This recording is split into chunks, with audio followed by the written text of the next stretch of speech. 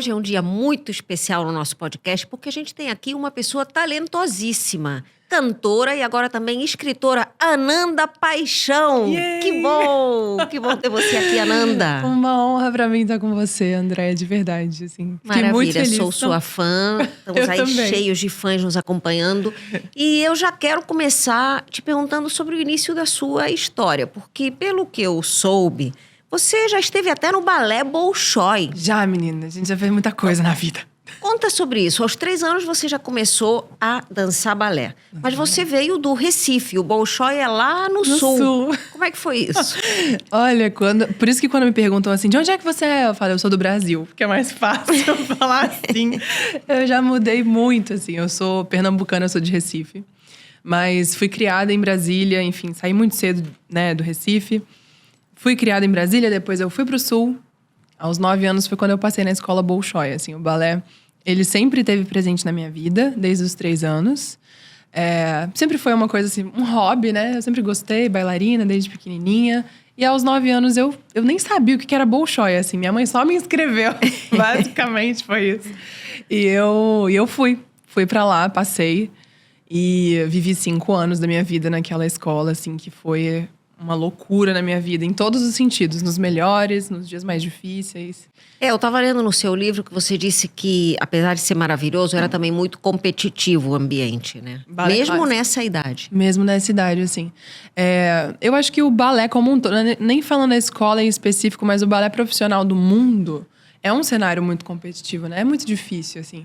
É um nível de exigência e perfeição que é realmente muito difícil atingir, assim. E não adianta, assim, é uma coisa que está há muitos anos aí, não é uma coisa assim de hoje, né? Que vem de hoje. É muito antiga. E assim, eu não consegui aguentar muito, né? Eu sou apaixonada por balé, a dança tá comigo até hoje. Sou apaixonada pela escola Bolshoi, muda a vida de muita gente. Muito, assim. Eu tenho grandes amigos que saíram do nada, assim, que hoje estão em Miami dançando, estão na Rússia. Então, abre as portas e muda a vida de muitas pessoas. Mas é muito difícil. Muito difícil. E lá eu passei por algumas dificuldades. Imagino. Comigo mesma. Inclusive, assim, já dá pra ver que você gostava do palco, da cena, de se apresentar, da arte, desde tão criança. Desde muito criança. Culpa dos meus pais, que me botaram muito cedo pra ser artista. Mas, assim, eu sempre gostei. Acho que eu faço show hoje, né? E às vezes as pessoas falam assim, tipo, meu primeiro show, a galera ficou chocada. Quando eu falei no dia, né? Eu falei, gente, é meu primeiro show. O pessoal ficou em choque, bateu palma pra caramba. Eu falei, cara, eu tô tão em casa. Tipo, parece que eu nasci pra isso. E eu nasci pra isso, eu faço isso desde os 3 anos. Eu só não canto desde os 3 anos, mas eu tô no palco desde os 3 anos. Então, realmente é um lugar que eu me sinto em casa, assim. É fantástico isso. Agora, você sabe que esse podcast fala muito de educação, educação em casa também. E eu já vou te perguntar sobre o papel dos seus pais nisso. Meus pais são... Foi uma influência que veio de casa? Sua casa já tem esse ambiente cultural, artístico também? Ou nasceu um talento direto de você? Eu vou te falar assim, nenhuma pessoa na minha família é da música. Mas todos são músicos, assim. As duas, né? Tanto a família do meu pai quanto a família da minha mãe. As casas sempre foram lotadas. Minha família é gigantesca. E a música sempre esteve presente, assim, nos finais de ano. Meu avô é bem da roça, assim. E meu avô é sanfoneiro.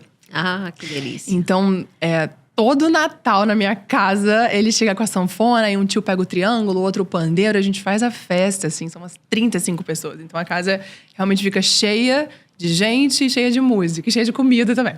Então, desde pequena, assim, os meus pais, eles sempre foram muito presentes na minha vida. Muito, os dois. Mesmo juntos e separados.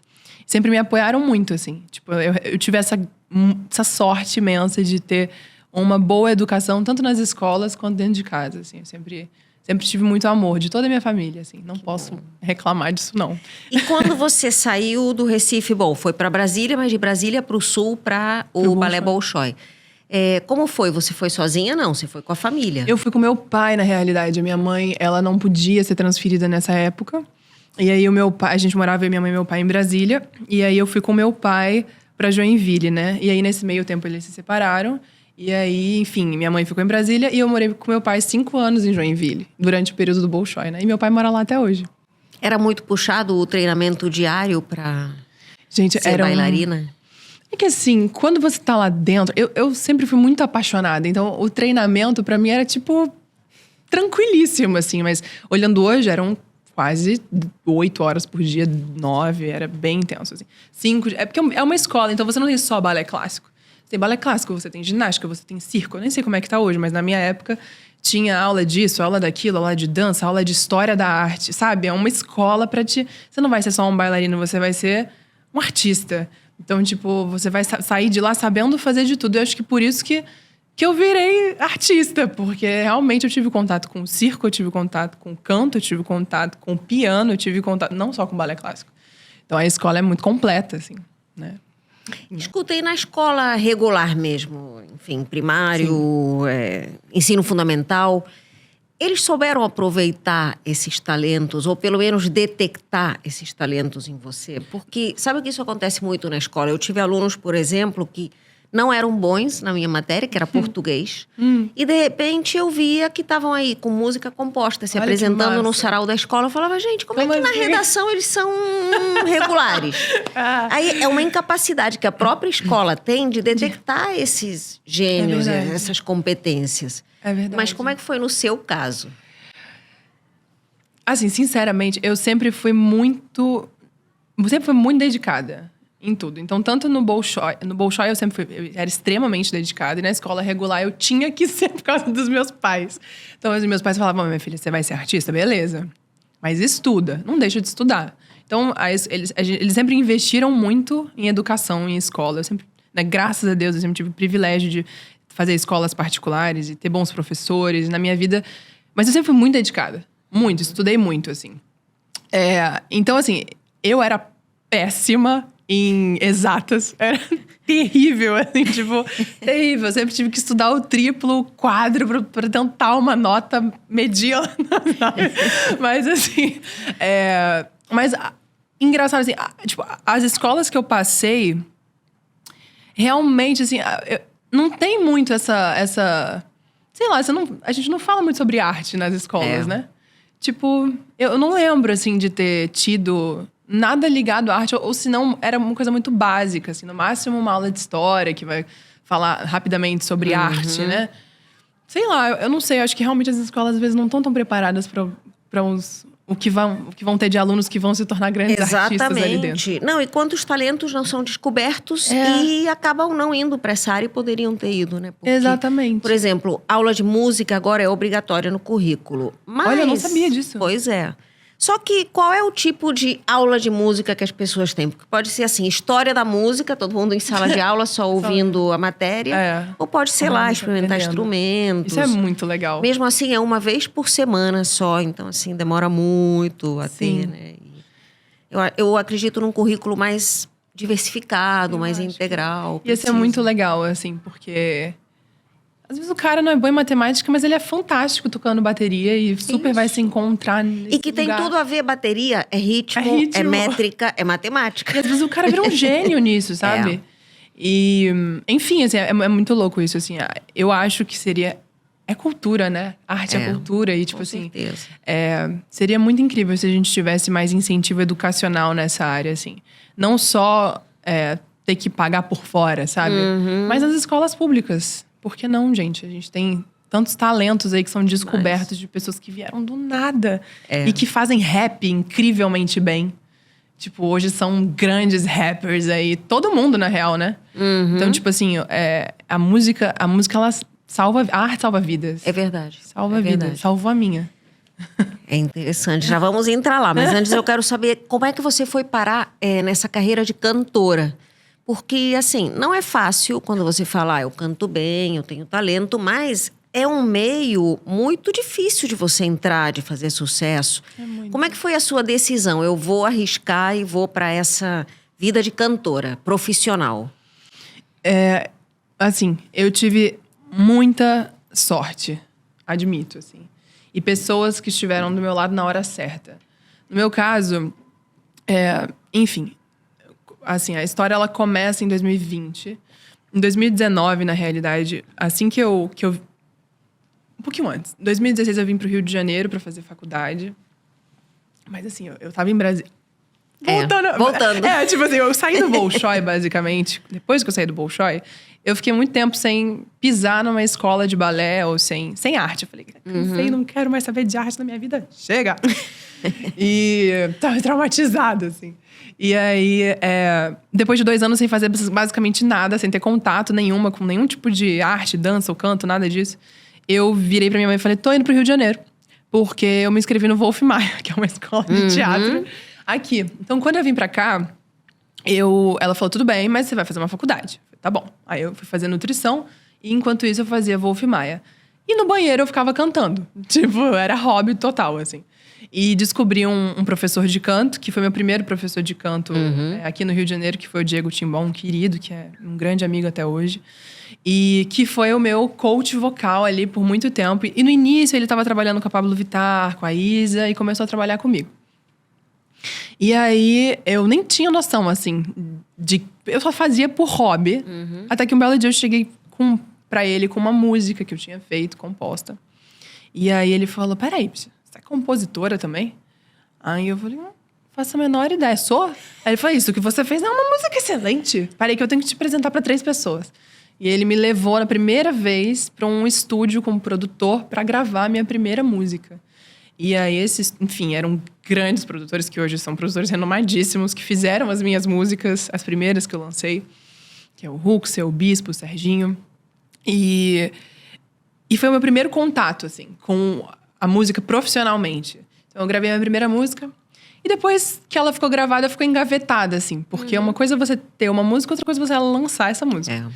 E aí, pra lançar, eu não conhecia nada, eu não era da indústria, eu também não tinha dinheiro, assim, nada. Eu era zero. Eu também admito que eu não fui atrás, na época era muito nova. E minha mãe falando pra eu fazer a faculdade. Eu falei, cara, deixa pra lá também. Desisti mais uma vez da arte na minha vida. Eu falei, e a música ficou engavetada, assim. E eu falei, quer saber? Eu vou sair da nutrição. Eu tava tão triste que eu falei, vou sair da nutrição, eu vou fazer medicina. Sair da arte pra ser médica, nada a ver. Mas eu falei, e eu acho que eu precisei desse momento, que foi quando eu falei, cara, eu não quero mais ser artista. Tipo, chega. Eu já tentei o Bolshoi, eu já tentei isso, eu já tentei aquilo, não deu certo, eu já tentei o teatro, chega. Tentei o canto, não dá. E aí foi quando eu estudei pra medicina. E eu fiquei 1 ano, assim, estudando loucamente pra passar em medicina. Loucamente, assim. Eu virei outra pessoa. E quando eu tava estudando, quando tava chegando o Enem, eu recebi uma ligação do Vicente Paulo. O Vicente Paulo, na minha vida hoje, é o meu empresário. E naquela época, o Vicente Paulo é escritor de livros de direito. Acho que é o maior escritor de livros de direito do Brasil, de concurso público. E ele trabalha no ramo de livros.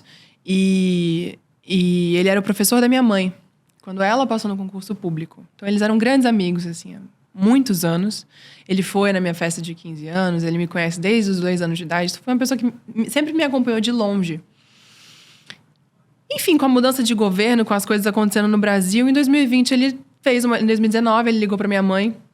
Falou, Sônia, eu tô querendo dar uma mudada, assim. Já tenho, sei lá quantos anos, eu tô querendo dar uma mudada, mudar um pouco de área.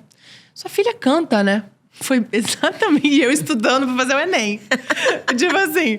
Aí a resposta da minha mãe foi sensacional. Ela falou assim, Vicente, pelo amor de Deus, só não fala pra minha filha antes do Enem. Porque senão ela vai largar tudo. E ela tá estudando há 1 ano pra fazer medicina.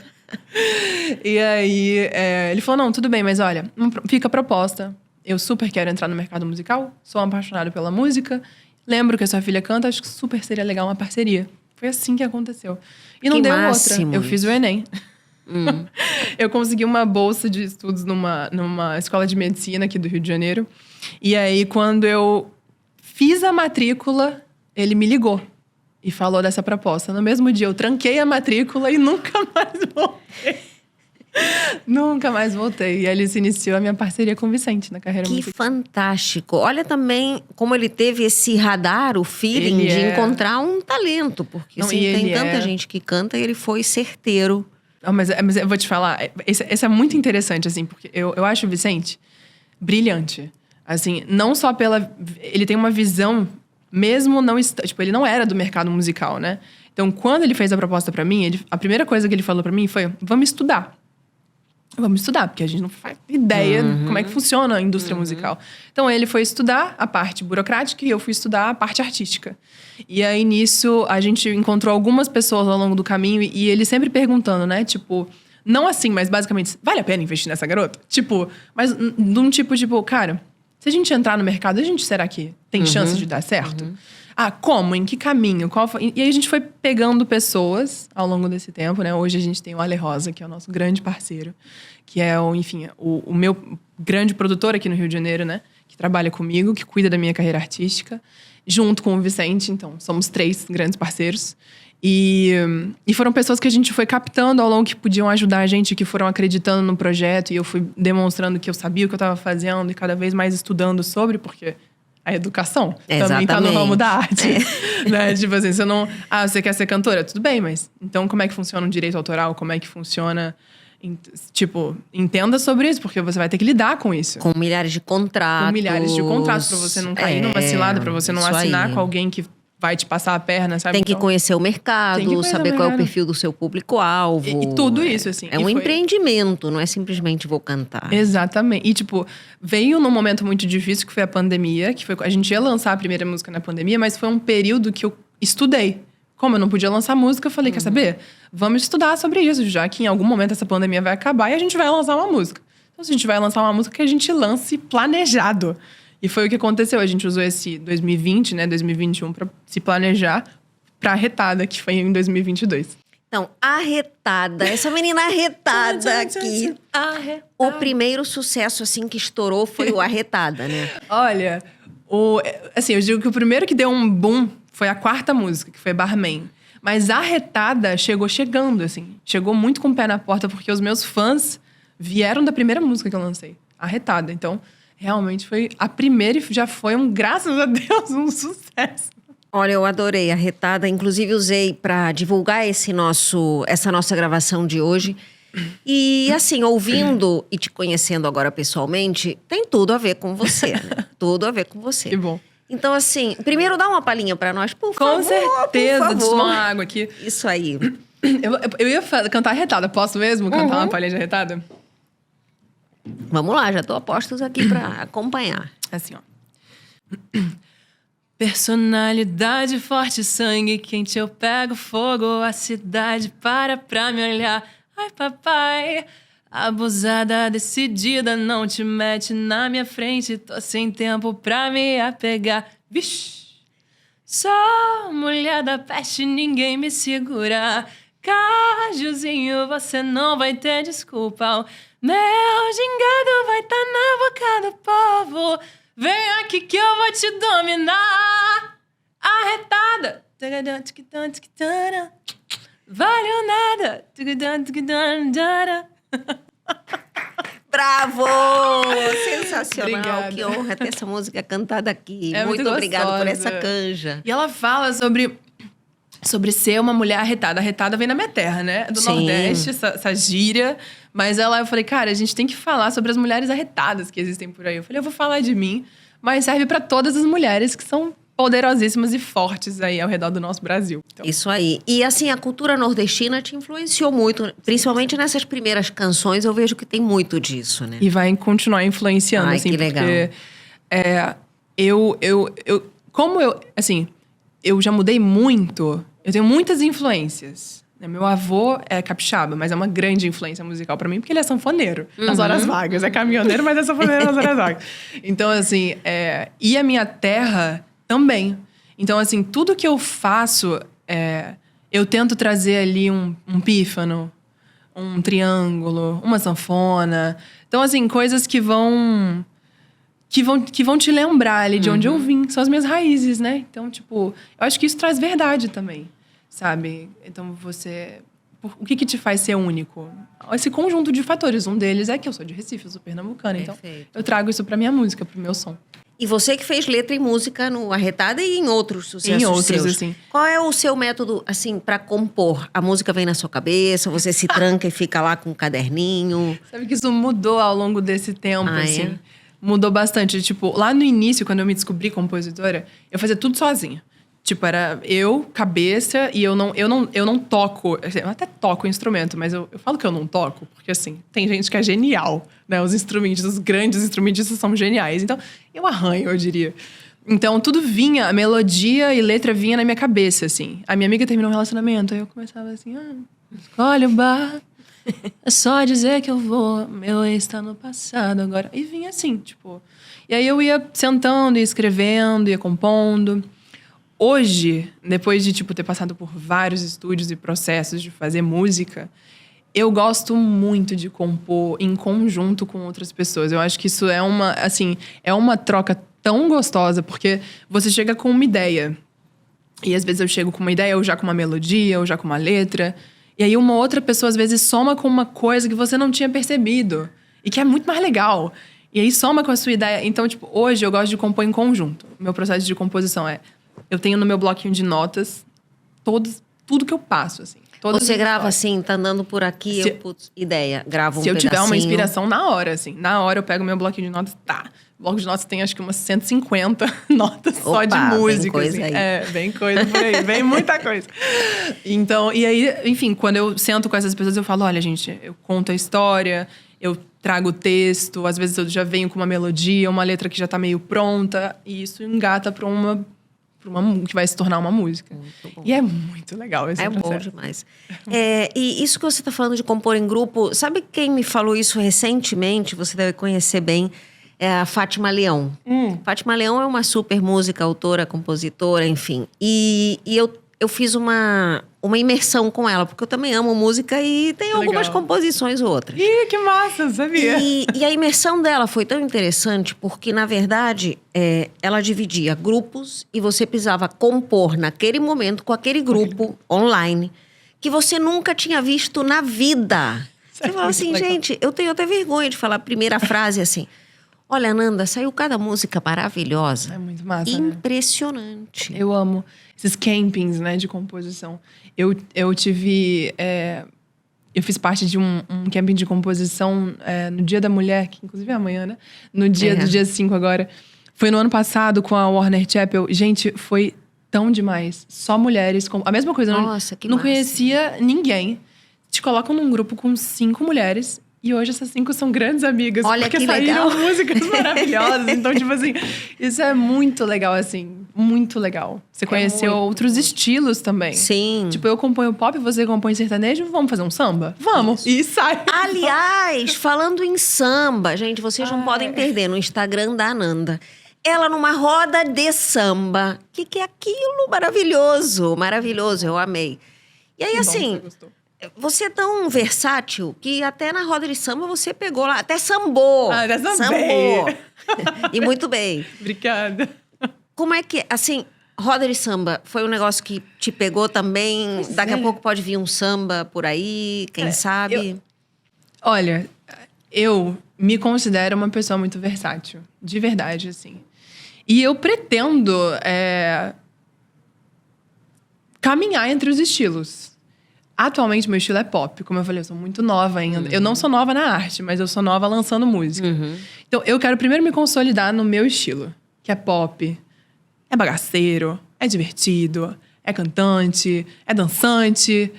E é óbvio que, a partir de uma vez consolidada, a gente vou fluir, assim. Os meus trabalhos próximos, que tem por vir, o próximo que tá por vir, inclusive, é muito diferente do que eu já fiz até agora. Então, assim, mostrar um pouco dessa versatilidade, com certeza, no meu trabalho. Bom, assim, que bom. Não, samba... isso é raro, porque tem muita gente que assim, não gosto desse tipo de música, não gosto do outro. E assim, eu acho que um pouco da cultura nordestina é valorizar todas essas raízes brasileiras, mesclar. Eu acho que tem muito a ver com isso também, né? Não, 100%, assim. Cara, o Nordeste... O tanto de ritmo que a gente tem no Brasil é uma coisa impressionante, assim. É muito rico. Então, todo lugar, assim, se eu puder pegar de cada lugar um pouquinho... Eu tô com umas músicas por vir aí que tem um ritmo que eu sou apaixonada, que é a embolada. A embolada, que é o repente nordestino. E eu quero botar isso, sabe? A embolada você faz com um pandeiro e faz na hora. Eu quero trazer isso pra minha música. Eu quero deixar isso pop. Como é que eu deixo isso pop? Então, eu pego uma pessoa que sabe fazer muito bem embolada, a gente mistura num ritmo que seria a minha música pop. Vamos transformar. Então, pegar... A primeira vez que eu ouvi disso, eu ouvi o Huxel, que era o meu produtor musical, e ele falou assim, Nanda, você tem um poder de pegar sons regionais e transformar em muito popular, assim. E é o que eu quero fazer. Eu quero, tipo, realmente cada vez mais pegar essas coisinhas que você escuta só lá e tentar trazer pro Brasilzão, porque sensacional. É muito rico.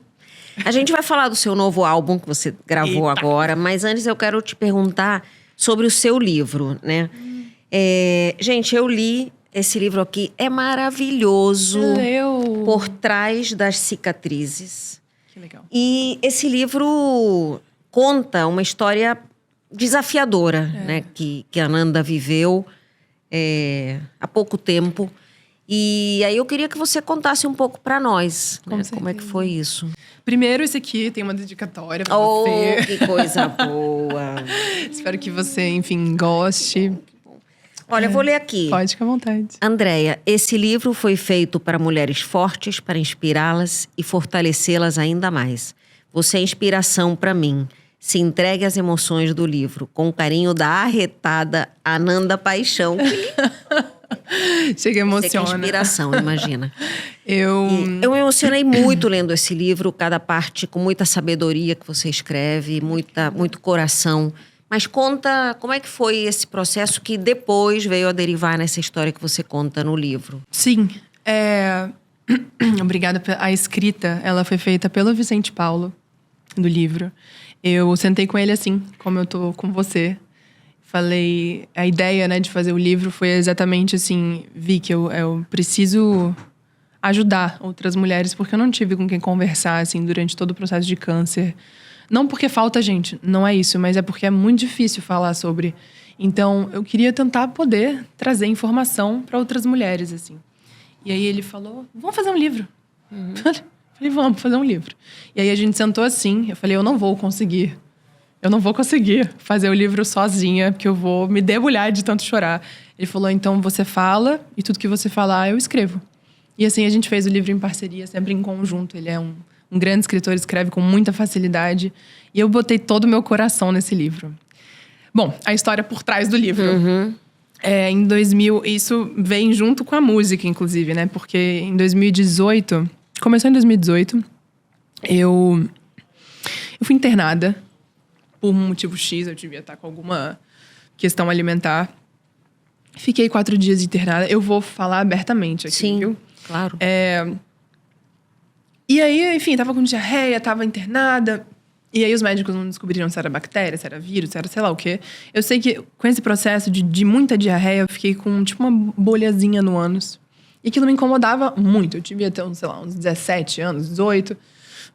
Não, um pouquinho mais, 18, 19.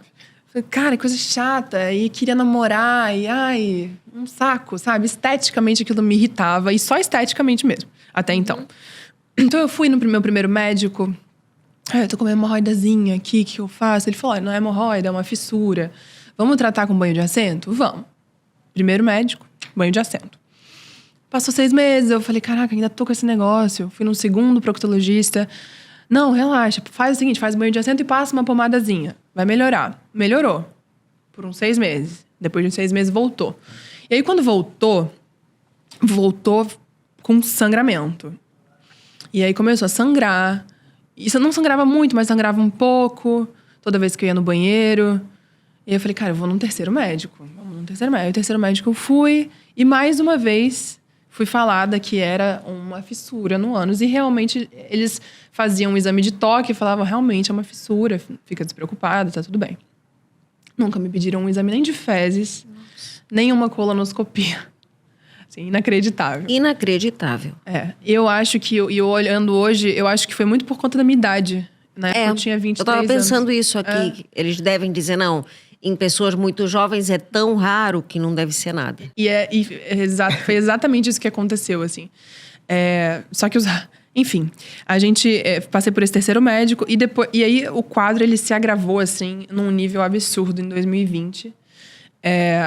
Eu ia no banheiro uma vez, depois 3 ao dia, né? 5, 10. Nossa. Quando chegou em julho, eu já tava indo, tipo, 15, 20 vezes ao banheiro. E era sangramento e começou a vir muco. E aí vem o meu lado da história, que é... Eu não falei pra uma alma viva também. Eu não falei pra ninguém. Ai.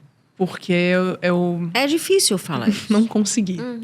Eu não consegui. E olha que assim... A minha mãe é uma pessoa extremamente aberta. Meu pai é uma pessoa extremamente aberta. Na época, eu namorava uma pessoa que, no início, foi uma pessoa muito bacana comigo.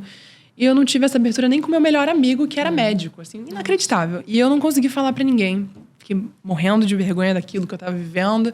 Também tinha escutado de 3 médicos que, enfim, era algo que era uma fissura. E eu fazia banho de assento.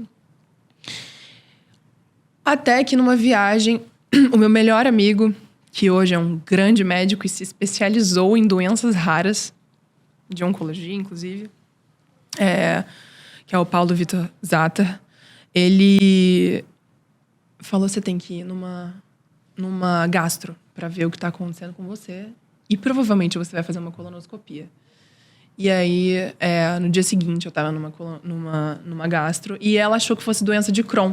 Mais uma vez, pela minha idade. Ela falou, olha, você é muito jovem, provavelmente isso é uma doença de Crohn. Que é uma doença autoimune. Que é uma doença autoimune, que não é fácil. Não. Que não existe, não sei nem, acho que nem existe uma cura, mas existe um jeito de você conviver com ela. Mas que às vezes até leva a cirurgia Leva e tudo. Cirurgia, exatamente.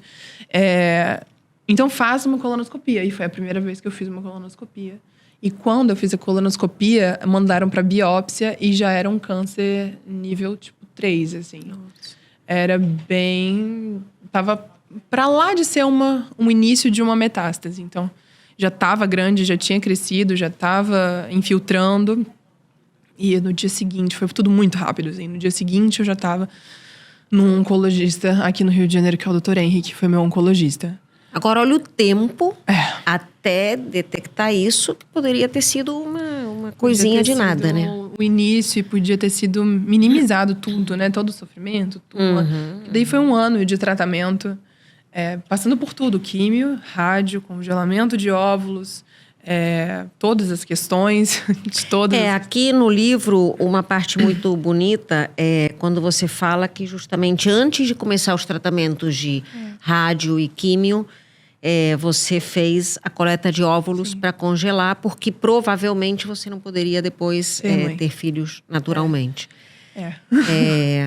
Como foi essa coleta, assim? Esse momento na sua cabeça, eu digo, né? Você tão nova. Eu não tô desmerecendo todo o processo que eu passei, mas esse momento foi, acho, o momento mais difícil de todos, assim. Porque até então, quando o médico me falou que eu tinha câncer, eu tava meio blasé, assim. Eu tava tipo, eu vou ter que passar por um tratamento. Quando me falaram que, olha, você não vai poder ser mãe... Você vai poder ser mãe, mas não por métodos naturais. Tiraram um pedacinho físico de mim. Então, tipo, tiraram meu poder de escolha, assim. E até então, 23 anos, eu não pensava em ser mãe.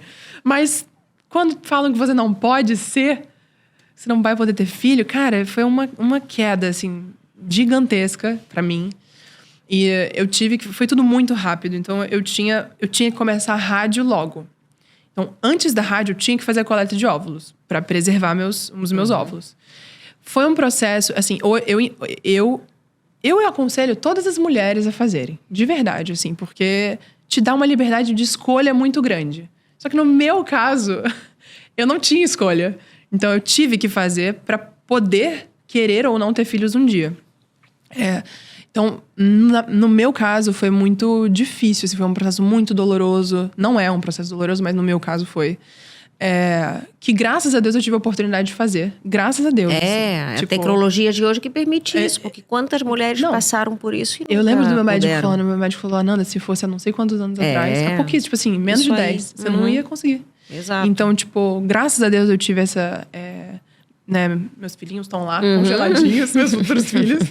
Mas foi muito difícil, assim, na época, ver que tava saindo um pedacinho de mim, que não ia mais voltar. E por conta disso, hoje... Enfim, né? Eu entrei na menopausa mais cedo. Entrei na menopausa com 23 anos. E vem reposição hormonal. E todas as questões que eu falo no livro. E, na real, foi por isso. Não foi nem pelo câncer que eu tive a vontade de fazer o livro. Mas foi sobre... E depois do câncer? Tipo, com o que você tem que lidar na sua vida? com o sexo, com a feminilidade, com como se sentir mulher de novo, com as novas cicatrizes, Era isso que eu queria falar para outras mulheres, assim, tipo, cara, você não tá sozinha, tá tudo bem, eu também passo por isso, sabe? E eu passei por esse processo de autoconhecimento e de ter que se amar de novo, com um novo corpo, com novas questões e com uma nova cabeça. Foi por isso o livro, assim, para tentar falar para outras mulheres, né? Tipo, se você tá com sintomas, procura um médico. O mais rápido possível, faça uma colonoscopia, fala com o seu médico. Se você tem esse sintoma, sangramento, muco nas fezes, procure um médico. E se você tiver que passar por tudo isso, que você não tá sozinha. 2, que se te largarem no meio do caminho, que foi o que aconteceu comigo, você mesmo assim não tá sozinha, porque você tem tem a família, tem a base de apoio, tem outras pessoas que estão passando por isso, tem o livro, sabe? Tem com quem conversar. E o depois, né? O depois a vida volta, assim. E mesmo com as sequelas, a vida continua. Então, é voltar a tentar ver brilho em tudo, sorrir de novo, e viver de novo, e namorar de novo, e se descobrir. Isso foi um processo, assim. Mas com certeza você alcançou, porque ninguém diria que você passou por essa história.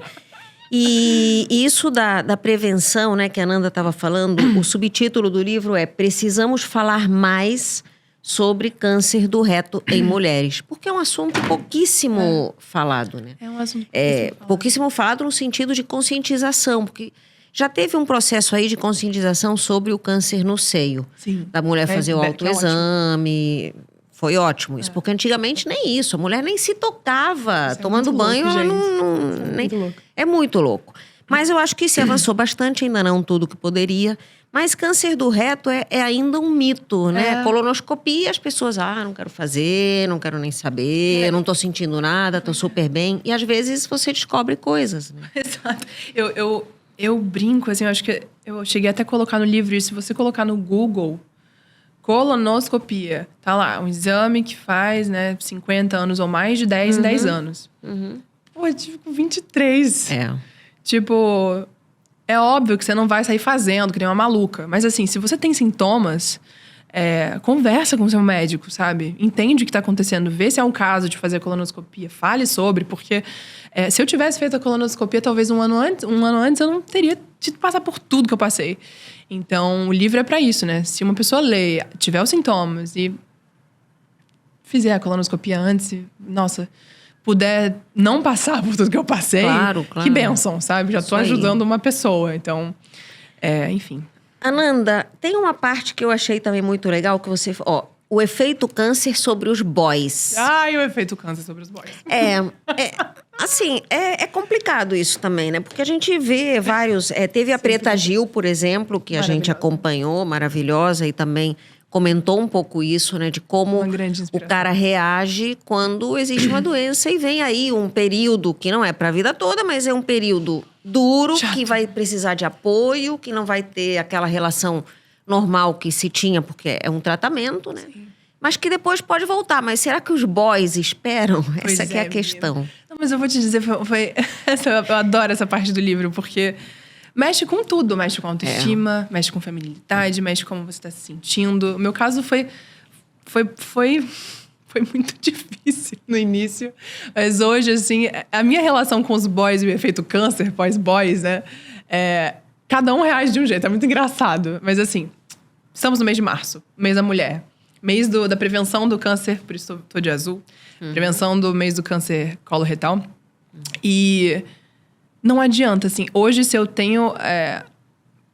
conheci uma pessoa bacana, eu tenho que sentar com ela para falar. Primeiro, porque a pessoa me pergunta na hora o que é isso na sua barriga. Que cicatriz é essa? E aí você tem que falar, né? E segundo, no meu caso hoje, para ter uma relação gostosa com a pessoa, sexo, eu tenho que conversar sobre isso. Porque a minha lubrificação não é a mesma, porque às vezes eu tenho que ter um pouco mais de cuidado numa posição X, porque às vezes a pessoa quer explorar coisas que o meu corpo ainda não está preparado. Então tem que conversar, não tem como. Tem gente que fica de boa, tem gente que não fica de boa. E tá tudo bem, assim.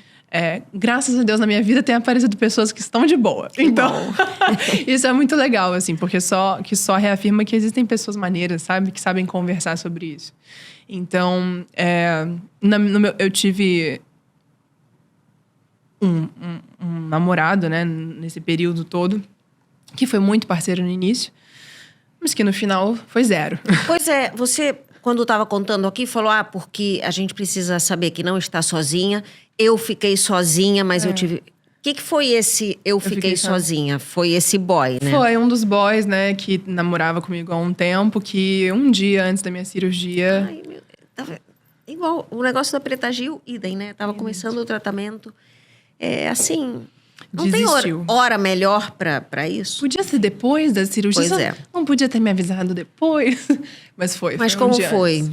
Foi muito difícil, assim. Foi... era um grande parceiro e que estava passando pelos problemas dele. Tinha as questões dele, eu tinha as minhas. As questões dele afastaram ele de mim. E as minhas questões me deixaram mais carente. Né? Você tá com câncer, você quer... Eu, no meu caso, eu queria me sentir sexy de novo. Assim, eu tava emagrecendo sem querer, não tava conseguindo comer direito, tava me sentindo enjoada, tava me sentindo fraca. Então, eu, pelo menos, precisava me sentir sexy. Então, eu tentava botar uma lingerie, eu tentava fazer acontecer, mesmo com dor. Cara, mesmo com todas as questões, eu tentava me sentir feminino o suficiente pra ter... E, enquanto isso, ele tava com as questões dele, então ele se afastava. E pra mim, tava muito difícil, mas o pouco que ele tava me dando pra mim... Era muito. Porque quando você tá muito frágil, você se contenta com pouquíssimo. E isso é uma tristeza, assim. Porque eu me contentei com muito pouco. Durante muito tempo, durante todo o meu tratamento, eu me contentei com migalhas, assim. E um dia antes da minha cirurgia, ele falou, olha, não dá mais. Não consigo. Um dia antes da minha cirurgia. Então, eu falei, cara, não acredito, eu estou indo pra minha cirurgia, eu não tô acreditando nisso. Quando eu fui e voltei, eu tive que ficar no hospital durante 17 dias, sem poder nem tomar um porre de sofrimento de término de namoro. E nem poder comer e nada. Eu fiquei muito vulnerável, assim, foi extremamente difícil. Foram acho que 3 meses, assim, que eu sofri muito. E depois desses 3 meses eu falei, tá bom, também chega, né? Tipo assim... A gente sofre pelo relacionamento, mas a vida continua. Então, eu tenho que me curar. Então, a minha mudança de cabeça foi... Eu preciso ficar saudável. Sabe? Eu preciso, primeiro, priorizar a minha saúde. Até física. mental. Mental 100%. Pois é. Assim, eu preciso ficar curada. E pra eu ficar curada, eu tenho que me fortalecer. E aí entrou... E eu falo assim, e é verdade. Entrou o meu processo de autoestima, de amor próprio, assim. Eu tive que reaprender... a me amar, de verdade, porque não é fácil, velho, não é fácil. Eu me olhava 10 quilos mais magra no espelho, com uma bolsinha de ileostomia, sem o namorado que eu gostava, sozinha. Como é que você olha pra uma pessoa, nem se reconhece direito, e é muito difícil, assim. E eu me olhava e comecei a repetir, foi um mantra, assim, que eu repetia. Todos os dias que eu acordava, eu falava, eu sou bonita. Saía no espelho, horrorosa! Eu sou bonita. E todos os dias, eu fiz isso por 3 meses. 3 meses. E eu não tô de sacanagem. 3 meses. E a palavra, né, tem poder. Tem, exatamente. Eu ia falar isso. Olha só, olha como funcionou. Basta olhar pra você. É impressionante. Funcionou. E funcionou Só mesmo. forte, poderosa, confiante, tudo, né? Funcionou mesmo, assim. Chegou num momento que, do jeitinho que eu tava, comecei a me achar bonita. Eu comecei até... Eu consegui ir pra praia. Eu comecei a botar um maiô, mesmo com a bolsinha de ileostomia, e entrar no mar. E depois, logo depois, eu fiquei curada, né? Então, tipo, veio a cura. E daí veio realmente, eu sou incrível. Inclusive, me curei de um câncer, sabe? Sensacional. Então, e eu acho que esse livro tem muito essa missão, realmente, de trazer uma inspiração para as pessoas, né? Porque acho que a primeira reação quando alguém sabe de um problema, pode ser câncer, pode ser outro, é aquela coisa, como é que eu vou resolver? Aí a pessoa começa a se fechar, começa a se deprimir. E tem muita gente que realmente não consegue encarar de uma maneira positiva, como a gente sabe que ajudaria muito mais para poder superar, seja o problema que for. Então, acredito o seguinte, Ananda, quem lê esse livro tem também meio que um guia, uma inspiração para... Bom, Se a Ananda conseguiu, deixa eu ver como é que ela fez, porque eu posso conseguir também, né? Isso é uma mulher falando para outras mulheres. É muito bonito isso, você ter se disposto a escrever. Eu fico muito feliz, assim, é realmente eu falo isso, assim, na minha vida, nas minhas redes sociais, no livro. O livro tá um pouco mais profundo, mas eu falo abertamente, tipo... Realmente, assim, eu passei pela minha doença dessa forma, assim. Sempre falando, sempre acreditando na cura, sempre acreditando que vai chegar um dia melhor. E mesmo se o dia estiver péssimo, então vamos ver um filme que também tá gostoso. Sabe, tentar ver de verdade. É que parece um clichê, mas é verdade. Assim, às vezes, nos momentos mais difíceis, tem sempre algo que você consegue tirar de bom. Da pior cena possível. No meu caso, eu sei exatamente qual foi esse dia que eu fui deixada antes do dia da minha cirurgia. Cara, eu sei que hoje eu tô tão bem. Tô tão bem, assim. E eu olho pra trás e falo, cara, aquela mulher foi tão forte, sabe? E hoje ela consegue enfrentar tudo que chegar nela, porque eu já enfrentei muito o pior. Então eu consigo enfrentar qualquer coisa. Exato. E agora vamos falar do que veio depois, que é o seu álbum que vem por aí. Eu soube que você... Eu tive que esperar, viu, gente? Eu entrei na fila, ela primeiro gravou o álbum, depois ela pôde vir aqui. E o que vem aí de bom nesse álbum? Você gravou em estúdio, músicas suas. Músicas minhas, histórias minhas. É muito legal você transformar a história em música. Tipo, as minhas histórias... Arretada é uma história, Barman é uma história. Por mais engraçada e divertida que ela seja, ela é uma história que eu vivi. E eu tô produzindo meu álbum. E eu nunca tinha... Falei, né? Eu nunca tinha produzido meu álbum, assim. Eu nunca... Até então, eu só fiz singles. Single a single. Mas eu nunca tinha me fechado pra produzir uma coisa só. Que contasse... Que tivesse um sentido só. Quantas músicas são? 9 músicas. Uau! 9 músicas, é meu primeiro álbum, eu tô super animada. E assim, eu diria que tem tudo a ver comigo, porque realmente eu vou trazer dos mais divertidos, as histórias mais divertidas, que são, eu diria assim, é a minha onde eu sou mais forte, até as mais difíceis. Porque dentro de um álbum a gente também conta as histórias difíceis, e lá tem algumas músicas, assim, pra você chorar junto comigo. Tem sofrência, então. Tem sofrência. Vem aí a Ananda Paixão lançando essa primeira sofrência. Mas é muito divertido, assim. Foi um processo muito gostoso. Tá sendo, na real, né? O álbum ainda tá sendo feito. Já tem alguma música que a gente possa, assim, conhecer pelo menos um pedacinho? Ou é muito surpresa, olha, spoiler? Eu queria muito, mas ainda não dá. Não, tá bom, eu compreendo. Mas assim, são realmente histórias verdadeiras, assim. Desde de Recife até hoje, assim. São muito legais. Ai, que máximo. Tô louca pra ouvir. Vamos ver se eu consigo depois algum pedacinho. Eu tô muito curiosa. Se eu faço depois um pouquinho. E como é que tá seu planejamento de carreira, Ananda? Assim, depois disso, o que vem? Show? Você vai lançar uma música por vez? Como é que vai ser isso? Vai lançar o álbum todo? Ai, gente, eu tô louca pra fazer show. Contratantes, por favor. Eu tô louca pra fazer show e eu sou muito boa. Ela é. Basta entrar no Instagram que vocês vão ver. Impressionante o domínio de palco. Ai, que bom, que bom. Eu fico muito feliz, assim. Realmente é um lugar que eu me sinto muito confortável, assim. É muito difícil você tá no início e fazer show. Porque você depende de ser contratada pra isso. Então, mas eu tô num trabalho... As pessoas falam muito, né? Nanda, vem fazer show aqui. Eu falo, moça, então pede pra alguém me contratar. Porque, assim, eu tô louca. Por mim, a gente roda o Brasil com show, amor. Mas não tem como, assim. É um passo a passo. Você não começa lá em cima. Você começa aqui. E vai numa escadinha construindo. A vida toda é assim. Porque na arte isso vai ser aí. diferente. Você é muito nova. Quantos anos você tem agora, Eu tenho Ananda? 26. 26? Nova, Nossa, assim, é nova demais. Não, é muito nova. Quem ouve a Ananda contando a história, parece que ela tem, assim, 80 anos. Não, porque isso há muito tempo atrás, não sei o que lá. Não, é verdade. Eu era muito nova na época. Ai, mas não, assim, eu quero... Show é realmente uma coisa que vai vir. Porque eu tenho certeza... Graças a Deus, eu falo isso e eu não estou me achando, não. Mas é porque eu sei que eu sou muito boa no que eu faço e eu trabalho muito pra isso. Mas eu sei que esse momento vai chegar. A gente vai rodar ainda esse Brasil fazendo Maravilha. Show. E até com lá, certeza. Eu vou lançando as minhas músicas. E eu vou fazendo os meus vídeos. E eu vou sendo conhecida no digital. Até a gente conseguir fazer a rua. Que é uma coisa que eu tenho certeza que eu vou amar fazer. Estrada, né? Rodar esse Brasilzão que eu tenho muita vontade. Mas assim, o meu planejamento de carreira vem aí, eu vou lançar agora Olha, já tô dando spoiler, mas é isso aí. Opa! Agora, se Deus quiser, ainda em março eu vou lançar meu EP. Ainda em março. Isso, ainda em março. Muito bom. Vou lançar algumas músicas dentro de uma estrutura só, né? Um EP. Depois eu vou lançar algumas outras coisas. E aí sim eu começo o lançamento e planejamento do que vai ser o meu álbum. Então, porque daí a gente exige um planejamento, não tem como. É um álbum muito bom. E eu não quero lançar assim, tipo, lançou lá e jogou. Não. Minha carreira eu construí em 2 anos. Desde 2020 eu pensei em arretada que eu lancei em 2022. Então, meu álbum não vai ser diferente. Tem que ser construído com o tempo e da melhor forma possível para chegar no máximo de pessoas possível, porque é um álbum sensacional. Tenho certeza disso. As pessoas têm que ouvir.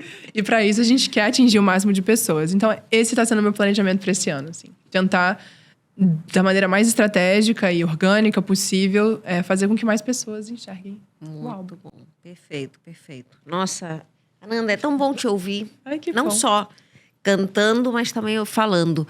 E eu tô certa que os nossos ouvintes acharam muito pouco uma canja só. Ai! Então a gente podia ter, pra finalizar, mais um trechinho ou uma música. Eu vou fazer o enfim. seguinte, então. Posso cantar um trecho de uma música que vem aí? Ótimo! Ai, é o que eu meu quero!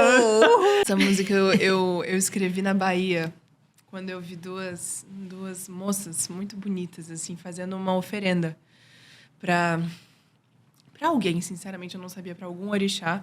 E elas ficavam repetindo, assim, pelo ar, pela terra, um mantra. E eu achei aquilo tão maravilhoso. Eu tava na beira da praia, eu tava passando por um momento muito difícil. Foi logo antes do diagnóstico. Eu falei, eu vou escrever sobre fé.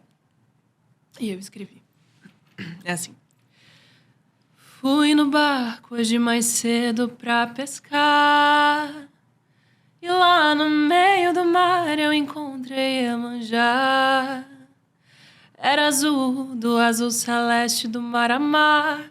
O corpo que pede pra beijar. O encontro do rio com o mar. Na Bahia que me lembrou Axé, Dendê, Olodum e o Candomblé. A semente que cresce no corpo vem da fé. Pelo ar que dança na janela, bate luz que vem no brilho dela, ia, ia. Pela terra que dos pés dela faz crescer. Sobe fogo pra acender a vela, ia, ia. Mabuia, Marauê, aiê, aiê. Mabuia, Marauê, aiê, aiê, Mabuia, Marauê. Maravilhoso, que lindo, Ananda. É lindo. Muito obrigada. Essa vai ser mais um sucesso seu. Amém. Vem muitos por Obrigada. aí. Obrigada, parabéns. Obrigada. Que honra estar aqui com você. Muito grande para mim também. Parabéns pelo seu trabalho. Você tem Obrigada. aqui uma fã. Eu Ai, tenho que delícia. certeza que você vai ser grande, muito grande, Ananda. Amém, se Deus quiser. Isso aí. Obrigada, Gente, obrigada. Beijo. Tchau, gente. E até a próxima. Tchau.